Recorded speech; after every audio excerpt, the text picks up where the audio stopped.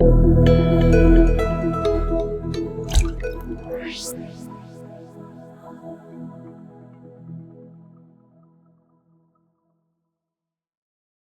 for me, being a hairstylist as well as a trichologist, it's like the best of both worlds.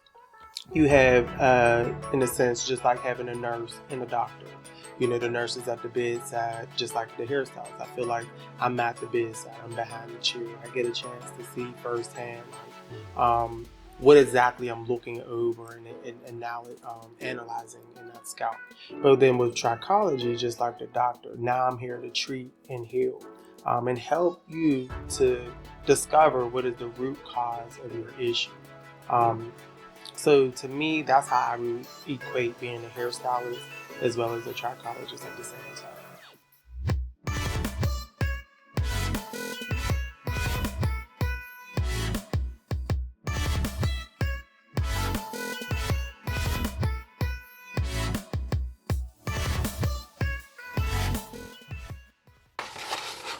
So let's change topics again.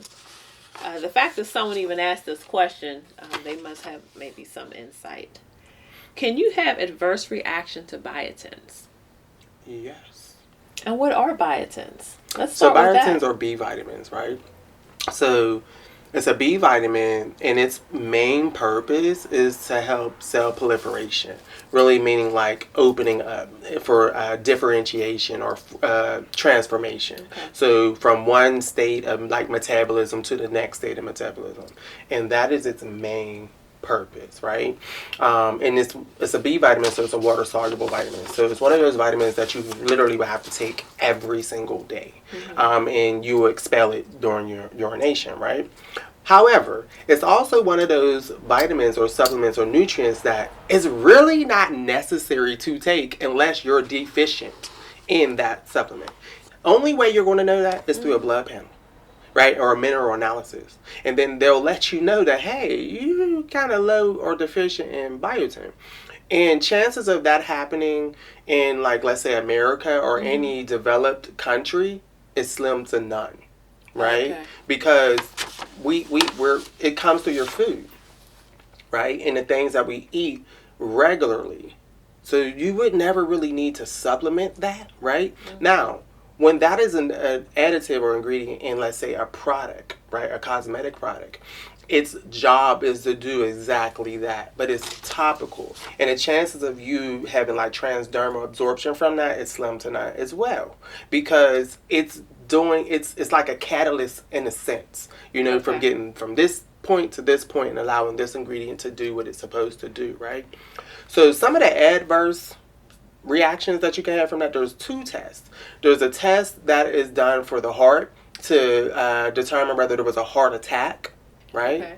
So certain enzymes and proteins, it gives a reading during a blood test, right? And that's how they determine, the cardiologist determine if there was a heart attack, right? Biotin is one of those ingredients that could give a misread. So it can say that there wasn't any heart attack when there was, which is bad, because you now need to understand, wait, you're having a heart attack, let's discover why, right? Okay. Then with the thyroid, that's also another test that can be thrown off by taking too much biotin. So unless instructed by a healthcare professional, such as a doctor, medical doctor, you should not be taking biotin as a supplement on a regular basis. Oh, that's interesting. Because with your answer, I'm like, this person, they must be taking biotins. They really should not be taking them. Well, consult your healthcare provider.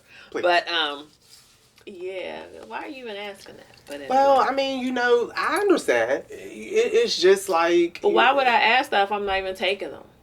Well, they may be taking them. They may be taking them. They may be taking them, but they also may have come across, everything's marketing, publicity. You had someone somewhere along the way said something about biotin, and it hit like a storm. And it's in everything. It's in shampoo, it's in deodorant, it's in your Cheetos, it's in everything, right? So, and then supplements. And then you have supplements that are on the market that are like 5,000, milligrams of biotin. It's just like, yo, you're killing the game with this biotin, right? But then they may have discovered, now there's a lot of studies coming out to where it's really not necessary. Okay. You know, so it creates a conflict, which then creates that question. So I can understand that. I mean, that's just my speculation. Okay. Interesting. Interesting. This is another interesting one. Is dry shampoo good for your hair? What is dry shampoo? So dry shampoo is usually going to be like something in an aerosol can, right? Like CO2 is forced air, like hairspray, right? So its main job, and then there's like one of the main ingredients is going to be cornstarch. Its main job is to remove oil buildup. Dry shampoo. Mm-hmm. Right. So it's absent of water. You're not putting your hair in water, you know, to cleanse the hair. Okay. And it's really not cleansing, you know, but it's removing that surface oil buildup, whether it's from products, whether it's from natural sebaceous oil. That's its job.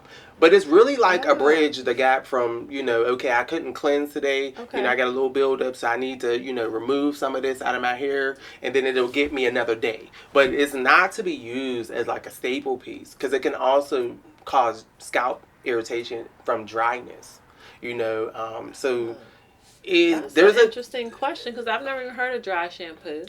And where do you find it, and why is somebody trying to use it? You go to CVS, Walgreens, like, you know, they may have it at Sally's. Like, there's tons, yeah, it's been on the market. Who would even know to look for it? People who use it.